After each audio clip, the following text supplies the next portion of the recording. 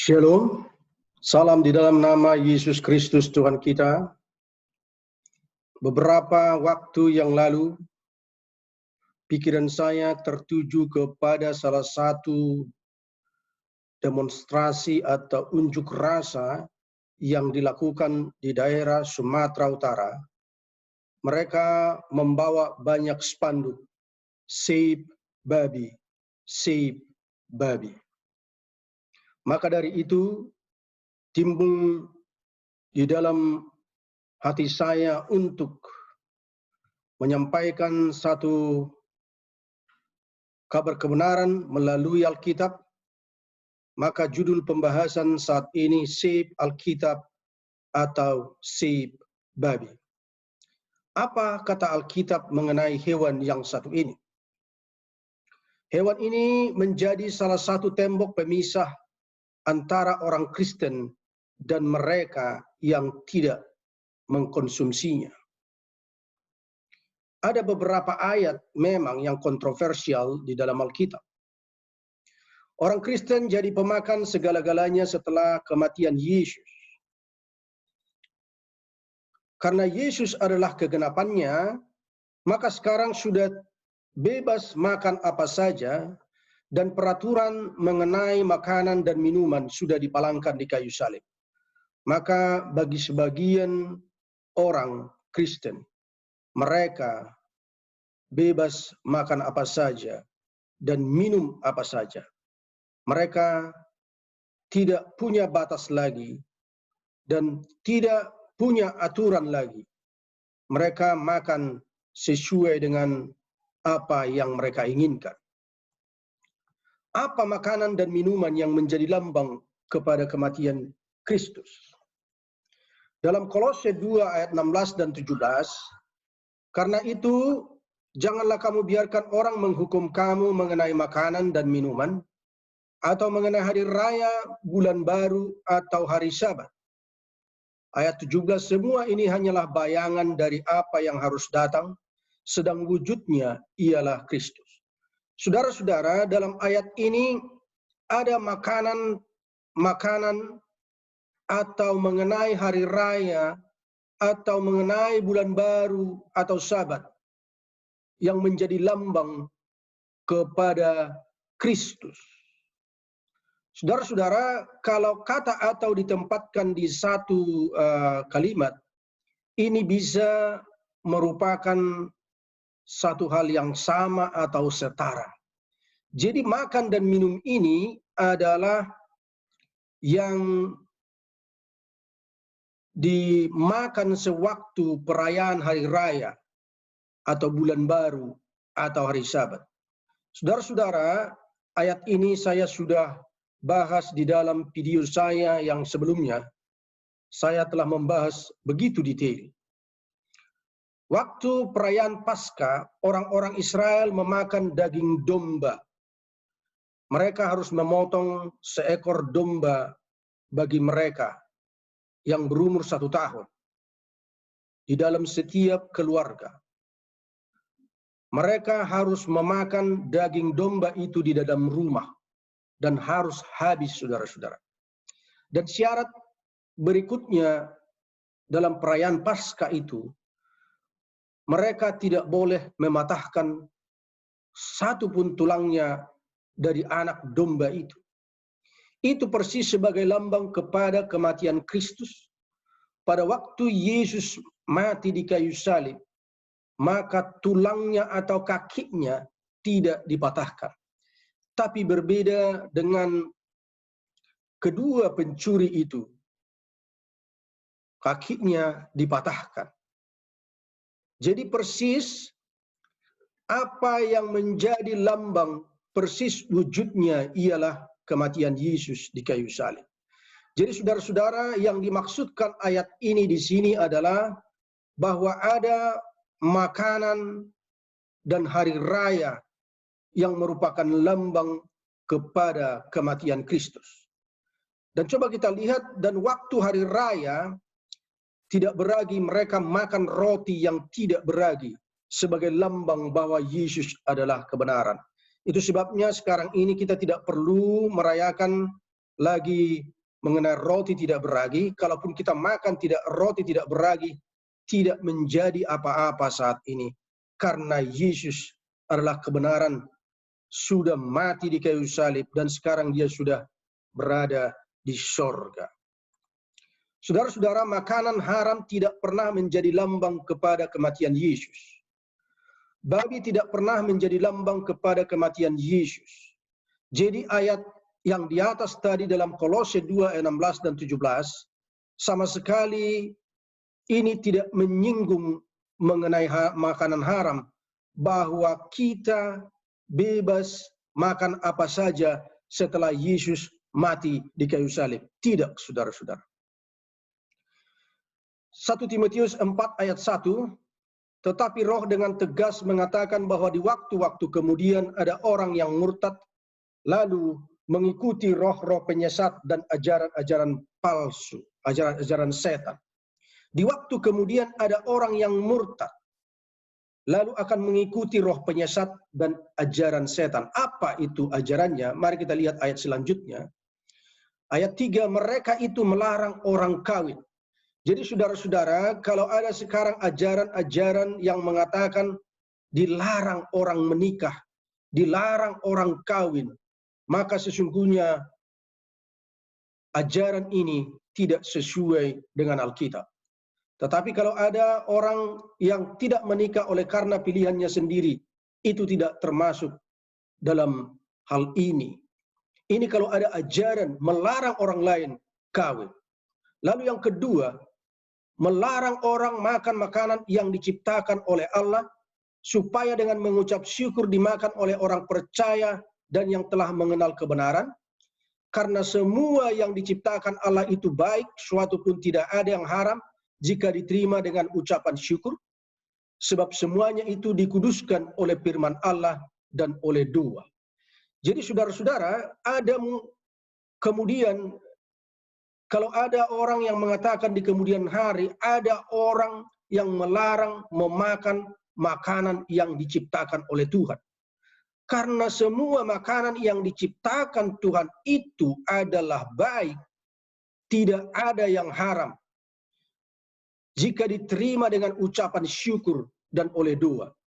Itu sebabnya makanan kita harus selalu kita sajikan di dalam ucapan syukur. Karena saudara-saudara, itu makanan kalau tidak disajikan dengan ucapan syukur, saudara-saudara, bisa menjadi haram, saudara-saudara. Kalau hanya persoalan-persoalan yang ditunjukkan di meja makan, saudara-saudara. Saudara-saudara, ayat ini menegaskan kepada kita bahwa ada makanan yang diciptakan oleh Tuhan.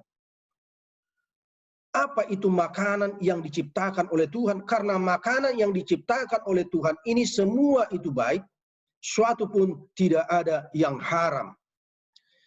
Apa makanan yang diciptakan oleh Allah? Dalam Kejadian 1 ayat 29, berfirmanlah Allah, lihatlah aku memberikan kepadamu tumbuh-tumbuhan yang berbiji di seluruh bumi dan segala pohon-pohonan yang buahnya berbiji, itulah akan menjadi makananmu. Jadi apa makanan yang diizinkan Tuhan untuk kita makan, apa makanan yang diciptakan oleh Tuhan untuk Adam dan Hawa adalah tumbuh-tumbuhan yang berbiji dan segala pohon yang buahnya berbiji. Jadi kalau di kemudian hari ada orang yang murtad, lalu mengajarkan hal-hal yang tidak sesuai dengan Alkitab, lalu dia katakan, kita tidak boleh makan buah-buahan ini karena ini adalah haram. Maka itu bukanlah sesuai dengan ajaran firman Tuhan. Lalu coba kita lihat dalam Imamat pasal 11. Lalu Tuhan berfirman kepada Musa dan Harun, katanya kepada mereka, katakanlah kepada orang Israel begini, inilah binatang-binatang yang boleh kamu makan dari segala binatang yang berkaki 4 yang ada di atas bumi. Setiap binatang yang berkuku belah, yaitu yang kukunya berselap panjang dan memama biak, boleh kamu makan. Jadi saudara-saudara, ada 2 syarat binatang berkaki 4 yang boleh dikonsumsi oleh manusia, yang diciptakan oleh Tuhan dan yang diizinkan oleh Tuhan untuk dimakan oleh manusia. Yang pertama adalah kukunya bersela panjang dan yang memama biak. Itu boleh kita makan, saudara-saudara. Dia buat contohnya dalam ayat 5, juga pelanduk. Karena memang memaba biak tetapi tidak berkuku belah, haram itu bagimu. Juga kelinci, karena memang memaba biak tetapi tidak berkuku belah, haram itu bagimu. Demikian juga babi, karena memang berkuku belah, yaitu kukunya bersela panjang tetapi tidak memaba biak, haram itu bagimu. Saudara-saudara, terlepas dari itu adalah babi hutan atau itu babi peliharaan, pada prinsipnya sama. Bahwa kedua jenis binatang ini, dia berkuku belah, bersela panjang, tetapi tidak memama biak, maka itu haram bagi kita dan tidak boleh kita makan, tidak boleh kita konsumsi, saudara-saudara. Ayat 29, inilah yang haram bagimu di antara segala binatang yang merayap dan yang berkeriapan di atas bumi. Tikus buta, tikus, katak menurut jenisnya, ayat 30, dan landak, biawak, bengkarung, siput, dan bunglon. Ini semua tidak boleh kita konsumsi karena ini bukan makanan, saudara-saudara. Ini untuk jenis ikan, ciri-ciri ikan yang boleh kita makan. Imamat pasal 11 ayat 9, inilah yang boleh kamu makan dari segala yang hidup di dalam air, segala yang bersirip dan yang bersisik di dalam air, di dalam lautan, di dalam sungai, itulah semuanya yang boleh kamu makan. Jadi ada dua syarat hewan dan ikan yang bisa kita makan. Hewan adalah berkuku belah dan memama biak. Lalu ikan bersisik dan bersirip. Itu yang boleh kita makan, saudara-saudara. Di luar itu tidak boleh kita makan. Itu menjadi satu makanan yang haram, artinya tidak boleh kita makan. Coba kita lihat golongan yang bukan makanan dalam Alkitab, maka dapat kita simpulkan babi bukan makanan di dalam Alkitab, tikus bukan makanan dalam Alkitab, ular bukan makanan di dalam Alkitab, biawak, buaya bukan makanan di dalam Alkitab, kucing bukan makanan di dalam Alkitab, kelelawar bukan makanan di dalam Alkitab, anjing bukan makanan di dalam Alkitab, kuda bukan makanan di dalam Alkitab, dan lain-lain. Jadi saudara-saudara, kalau ada orang yang mengajarkan bahwa binatang-binatang ini tidak boleh kita makan, karena ini bukan makanan di dalam Alkitab, karena ini adalah haram, maka itu adalah ajaran yang sesuai dengan firman Tuhan. Jadi kalau ada di waktu-waktu kemudian tadi dalam 1 Timotius tadi, kalau ada orang yang melarang memakan makanan yang diciptakan oleh Tuhan, maka itu bukanlah ajaran Alkitab. Tapi kalau ada orang yang mengajarkan bahwa binatang-binatang ini tidak boleh kamu makan karena ini adalah haram menurut Alkitab, maka itu adalah ajaran yang sesuai dengan firman Tuhan. Coba kita lihat perkataan Yesus yang penuh kontroversial dalam Matius 11 ayat 1 sampai 20. Kemudian datanglah beberapa orang Farisi dan ahli Taurat dari Yerusalem kepada Yesus dan berkata, "Mengapa murid-muridmu melanggar adat istiadat nenek moyang kita? Mereka tidak membasuh tangan sebelum makan." Jadi permasalahan utama adalah makan tidak basuh tangan. Bagi orang Farisi itu haram hukumnya. Saudara-saudara, permasalahan kontroversi yang besar ya di dalam pasal ini, dalam peristiwa ini adalah masalah tidak basuh tangan. Siapa yang tidak basuh tangan? Murid-murid itu pada waktu mereka makan, sebelum makan mereka tidak cuci tangan, saudara-saudara. Tetapi jawab Yesus kepada mereka atau orang Farisi, "Mengapa kamu pun melanggar perintah Allah demi adat istiadat nenek moyangmu?"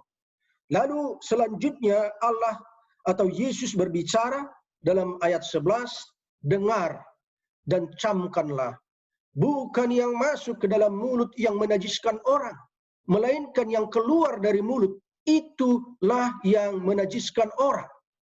Ini adalah perkataan Yesus. Dan inilah perkataan yang cukup kontroversial saat ini. Bukan yang masuk ke dalam mulutmu yang menajiskan orang, melainkan yang keluar dari dalam mulut. Saudara-saudara, Yesus mau menegur pikiran-pikiran orang Farisi. Bahwa orang-orang Farisi ini selalu memperhatikan hal-hal yang kecil. Tetapi sesungguhnya mereka di dalam pikiran mereka selalu berdosa. Karena ingin mau menjebak Yesus, ingin mau membunuh Yesus, saudara-saudara. Lalu Petrus berkata kepada Yesus, kepadanya, jelaskanlah perumpamaan itu. Bagi Petrus ini seolah-olah menjadi perumpamaan. Jelaskanlah perumpamaan itu kepada kami. Jawab Yesus, kamu pun masih belum dapat memahaminya. Lalu Yesus kembali memberikan pernyataan yang sangat kontroversial. Tidak tahukah kamu bahwa segala sesuatu yang masuk ke dalam mulut, turun ke dalam perut, lalu dibuang ke jamban.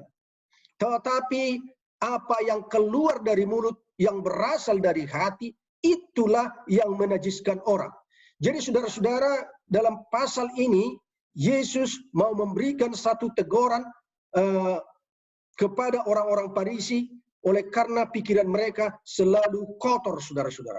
Lalu, oleh karena murid-murid itu bingung, maka Yesus memberikan jawabannya. Lihat ini dalam ayat 20.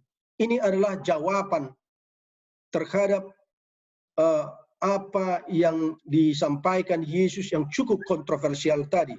Ini jawabannya. Tetapi makan dengan tangan yang tidak dibasuh tidak menajiskan orang. Jadi tadi saudara-saudara, permasalahan utama di dalam pasal ini, di dalam peristiwa ini, oleh karena murid-murid itu tidak basuh tangan, maka Yesus menjawab dalam ayat 20, tetapi makan dengan tidak terlebih dahulu membasuh tangan tidak menajiskan orang. Ya, coba Anda bayangkan, kalau ini tidak ada batasan apa yang disampaikan Yesus ini.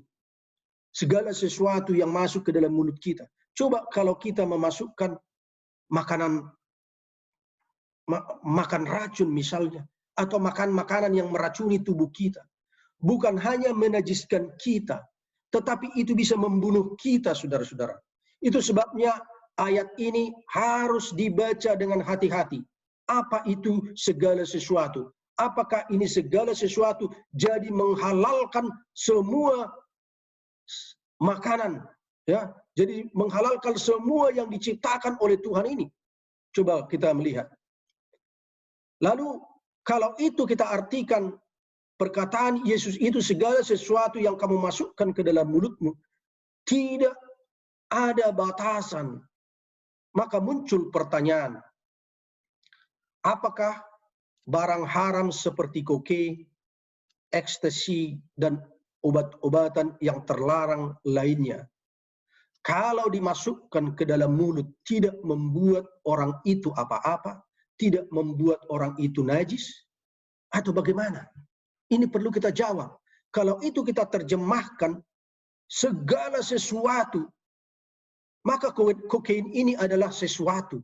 Ekstasi itu adalah sesuatu. Kalau segala sesuatu yang kita masukkan ke dalam mulut kita, lalu itu dibuang ke jamban, apakah orang yang memakan ini tidak membuat orang itu najis? Itu sebabnya Yesus tidak sedang berbicara sama sekali mengenai makanan haram dalam peristiwa ini. Kenapa? Karena orang yang sedang makan dalam ayat itu adalah murid-murid Yesus. Mereka tidak makan makanan haram atau makan babi. Murid-murid itu bukan sedang makan makanan yang haram atau makan babi. Bukan, saudara-saudara. Jadi pasal ini adalah tidak berbicara mengenai makanan haram. Coba kita lihat apa perkataan Petrus terhadap makanan, saudara-saudara. Apa kata Petrus tentang makanan? Kisah 10 ayat 1 sampai 48. Coba kita lihat peristiwa apa yang terjadi di sana. Di Kaisarea ada seorang yang bernama Cornelius, perwira pasukan Itali. Ia saleh dan seisi rumahnya takut akan Allah. Ia memberi banyak sedekah kepada umat Yahudi dan senantiasa berdoa kepada Allah. Dalam suatu penglihatan kira-kira pukul 3 petang, jelas tampak kepadanya seorang malaikat Allah masuk ke rumahnya dan berkata kepadanya, Cornelius. Lalu ia menatap malaikat itu dan dengan takut ia berkata, ada apa Tuhan? Jawab malaikat itu, semua doamu dan sedekahmu telah naik ke hadirat Allah. Dan Allah mengingat engkau. Dan sekarang suruhlah beberapa orang ke Yope untuk menjemput seorang yang bernama Simon dan yang disebut Petrus. Ia menumpang di rumah seorang penyamak kulit yang bernama Simon yang tinggal di tepi laut. Lalu anak buahnya Cornelius ini pergi keesokan harinya.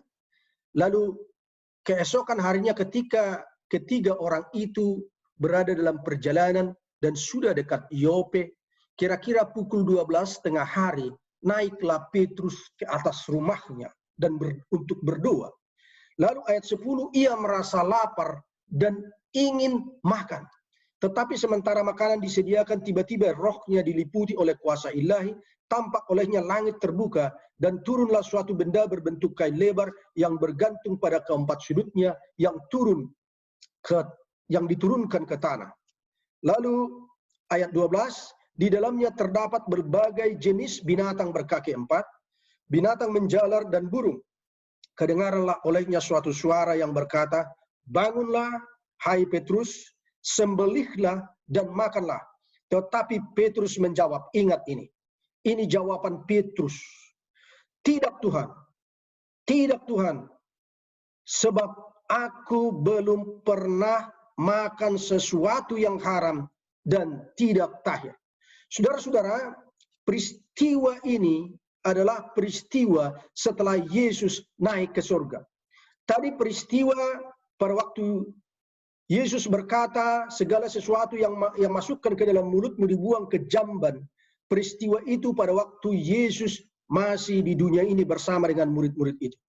Jadi jelas ini jawaban Petrus bahwa murid-murid itu dalam peristiwa yang tadi mereka tidak sedang makan makanan haram. Jawaban Petrus sangat jelas di sini bahwa aku, kata Petrus, belum pernah makan sesuatu yang haram. Walaupun Yesus sudah mati dan Yesus sudah naik ke sorga, bahwa makanan haram bagi Petrus tetap haram, saudara-saudara. Tidak ada yang dirubah. Yesus tidak merubah makanan haram menjadi boleh kita makan, saudara-saudara. Lalu kedengaran pula untuk kedua kalinya suara yang berkata kepadanya, apa yang dinyatakan halal oleh Allah tidak boleh engkau nyatakan haram. Hal itu terjadi sampai 3 kali. Segera sesudah itu terangkatlah benda itu ke langit, saudara-saudara. Petrus bertanya-tanya dalam hatinya, apa kiranya arti penglihatan yang telah dilihatnya ini. Jadi pada waktu dilihat oleh Petrus ini, dan Allah berkata kepadanya, apa yang dinyatakan halal oleh Allah tidak boleh engkau nyatakan haram. Petrus ini jadi bingung, saudara-saudara. Kenapa ini? Kenapa dalam penglihatan ini kok Tuhan menyuruh saya memakan makanan haram, sementara saya ini tidak pernah memakan makanan haram, dan Yesus juga tidak pernah memakan makanan haram pada waktu dia di dunia ini. Lalu ayat 19, ketika Petrus sedang berpikir tentang penglihatan itu, berkatalah roh, ada 3 orang yang mencari engkau, bangunlah, turunlah ke bawah, berangkatlah bersama-sama dengan mereka, jangan bimbang sebab aku menyuruh mereka kemari. Lalu turunlah Petrus ke bawah dan berkata kepada orang itu, akulah yang kamu cari. apa maksud kedatanganmu? Kata Petrus. Lalu ayat 22, jawab mereka, Kornelius seorang perwira yang tulus hati dan takut akan Allah dan terkenal baik di antara seluruh bangsa Yahudi telah menerima pernyataan Allah dengan perantaraan seorang malaikat kudus supaya ia mengundang engkau ke rumahnya dan mendengar apa yang kau katakan. Saudara-saudara, ini seorang pasukan Itali. Ini bukan orang Yahudi, saudara-saudara. Lalu ketika Petrus masuk, datanglah Kornelius menyambut dan sambil tersungkur di depan kakinya ia menyembah Petrus.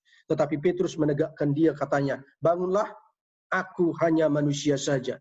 Dengarkan ini dalam ayat 28, ia berkata kepada mereka, kamu tahu, katanya kepada mereka, kamu tahu betapa kerasnya larangan bagi seorang Yahudi untuk bergaul dengan orang-orang yang bukan Yahudi atau masuk ke rumah mereka. Tetapi Allah telah menunjukkan kepada aku. Saudara-saudara, tadi yang ditunjukkan Allah kepada Petrus apa, saudara-saudara? Yang ditunjukkan adalah kain lebar terikat di setiap sudutnya dan diturunkan ke tanah. Lalu di dalamnya berbagai jenis binatang. Binatang haram ada di dalamnya.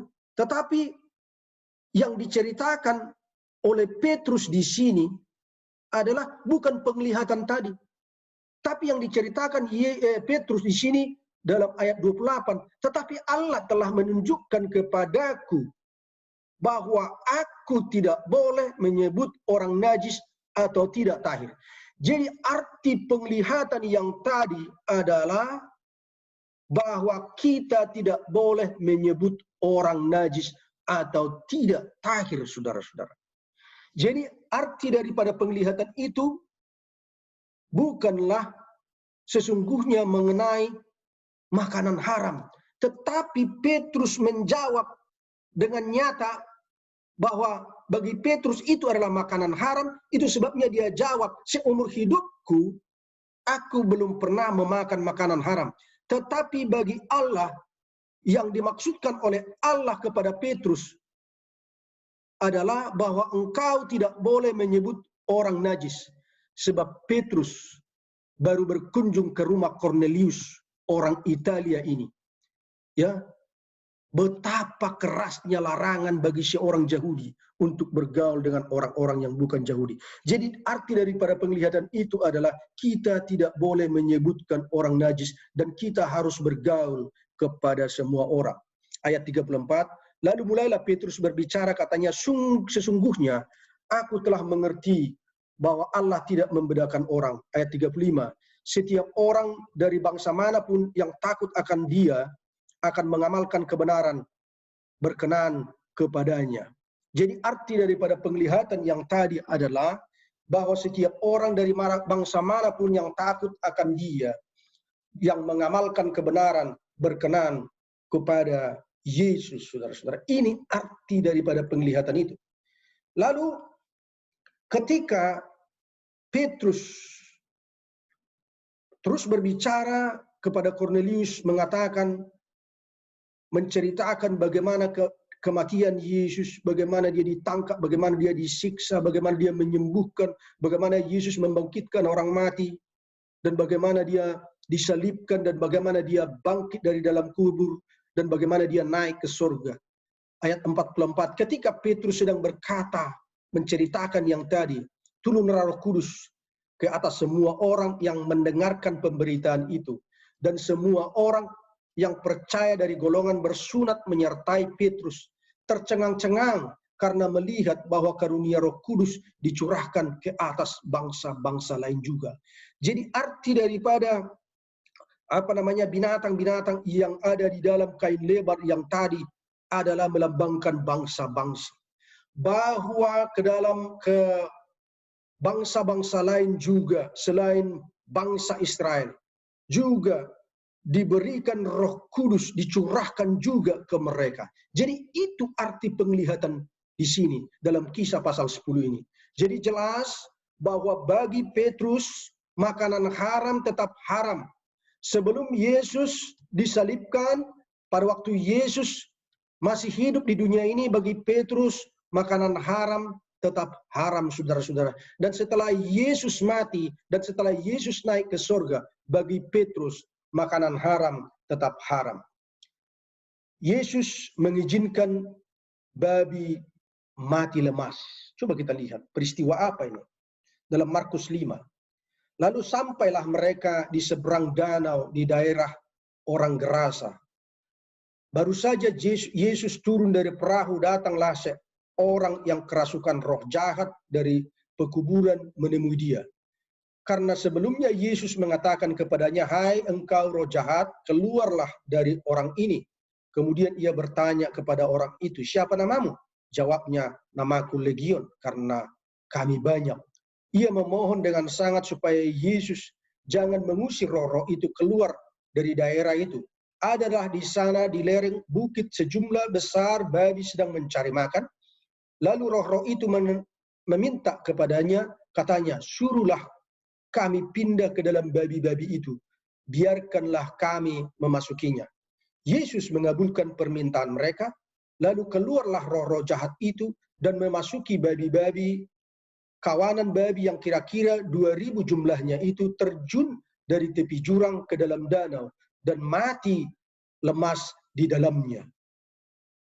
Ayat 17, lalu mereka mendesak Yesus supaya meninggalkan daerah mereka, saudara-saudara. Coba kita hitung-hitung sekarang ini. Ya, babi itu kira-kira 2.000 jumlahnya.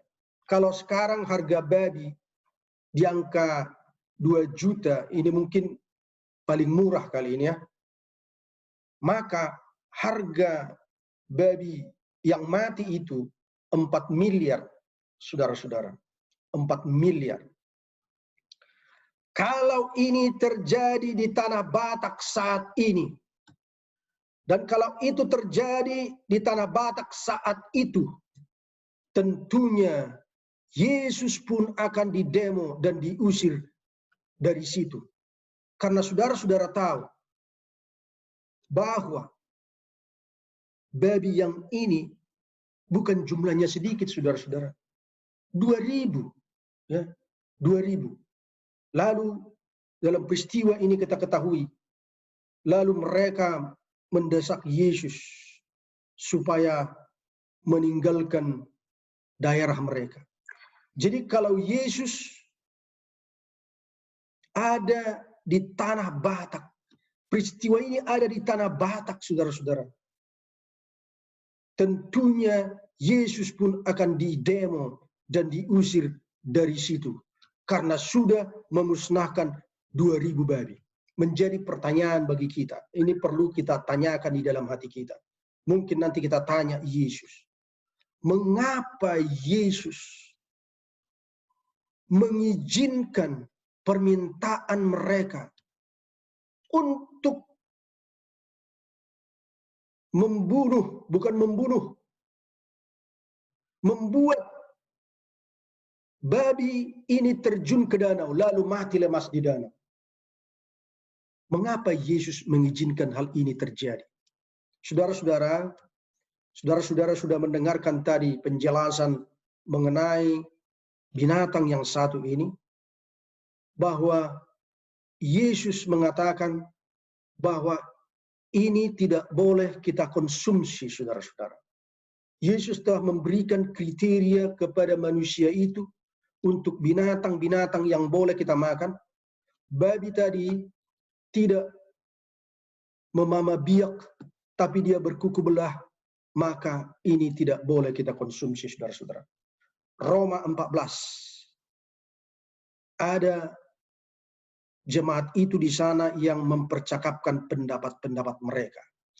Lalu ayat 1, terimalah orang yang lemah imannya tanpa mempercakapkan pendapatnya. Jadi kita harus melindungi orang yang lemah tanpa harus mempercakapkan pendapatnya. Yang kedua, yang seorang yakin bahwa ia boleh makan segala jenis makanan. Tetapi orang yang lemah imannya hanya makan sayur-sayuran saja. Jadi di sini yang dipercakapkan adalah antara orang yang memakan segala jenis makanan yang diciptakan oleh Allah tadi. Ya, dan dengan orang yang hanya memakan sayur-sayuran. Jadi antara orang yang vegetarian dengan orang yang pemakan daging, tetapi daging yang dimaksudkan di sini adalah bahwa itu adalah daging yang diizinkan Tuhan untuk kita konsumsi. Jadi yang di sini yang dipercakapkan bukan antara orang yang sedang makan sayur-sayuran dengan orang yang sedang memakan daging haram. Bukan, saudara-saudara. Sama sekali tidak. Mari kita lihat selanjutnya apa kata ayat ini. Janganlah kita membuat saudara kita jatuh atau tersandung. Jadi di antara jemaat itu, meskipun mereka sedang makan yang tidak yang tidak haram, mereka itu juga ada kontroversi bahwa ini oke, ini tidak perlu lagi kita makan. Ini vegetarian lebih menyehatkan. Tetapi yang lain mengatakan, wah, vegetarian belum tentu sehat. Itu yang terjadi. Walaupun sekarang ini orang cenderung lebih memilih kepada vegetarian karena itu lebih sehat, saudara-saudara. Jadi peristiwa dalam Roma 14 itu seperti itu, saudara-saudara. Lalu, janganlah engkau membinasakan saudaramu oleh karena makananmu, karena Kristus telah mati untuk dia. Lalu ayat 17. Sebab kerajaan Allah bukan soal makanan dan minuman, tetapi soal kebenaran, damai sejahtera, sukacita oleh Roh Kudus. Jadi memang betul, saudara-saudara, bahwa kerajaan Allah itu bukan soal makan dan minum, tapi soal kebenaran, damai sejahtera, dan sukacita oleh Roh Kudus. Tetapi lihat, saudara-saudara, coba lihat dari ayat 1 sampai ayat yang ke-17 ini. Ayat ini tidak berkata, walaupun ayat 17 berkata kerajaan Allah bukan soal makan, tetapi ayat ini tidak mengatakan makanlah apa saja. Ayat ini tidak memberikan license atau izin kepada kita untuk memakan apa saja. Tidak, saudara-saudara. Makanan haram tetap haram karena ayat ini tidak sedang berbicara mengenai makanan haram, saudara-saudara. Hewan ini bisa menjadi jurang pemisah yang cukup lebar. Hidup tanpa hewan ini akan membuat lebih harmonis antara orang Kristen dengan mereka yang tidak memakannya, khususnya saudara-saudara kita umat Muslim. Apalagi firman Tuhan dengan jelas sudah mengatakan bahwa hewan ini tidak boleh kita konsumsi. Hendaknya kita lebih banyak membangun warung-warung yang halal, bukan lapo yang menyajikan makanan haram. Lapo tanpa daging hewan ini akan membuat semakin banyak pengunjungnya. Pesta tanpa daging hewan ini akan membuat tamu undangan semakin nyaman. Tamu yang berkunjung ke rumah orang Kristen tidak akan merasa curiga, jangan-jangan mereka menyajikan daging haram ini. Kekristenan yang dibalut dengan kasih Yesus tanpa makanan haram akan lebih memiliki kuasa yang sangat dahsyat, saudara-saudara. Kematian Yesus tidak menjadikan manusia pemakan apa saja, pemakan segala-galanya. Kasih itu tidak mengabaikan kebenaran firman Tuhan. Kasih itu tidak menjadikan manusia bebas dari aturan, tetapi meninggikan aturan, saudara-saudara. Dalam Yohanes 14 ayat 15, jikalau kamu mengasihi aku, kamu akan menuruti segala perintahku. Saudara-saudara, sebagai bukti kasih kita, salah satu perintah Yesus kepada kita, bahwa kita tidak boleh memakan makanan haram, saudara-saudara.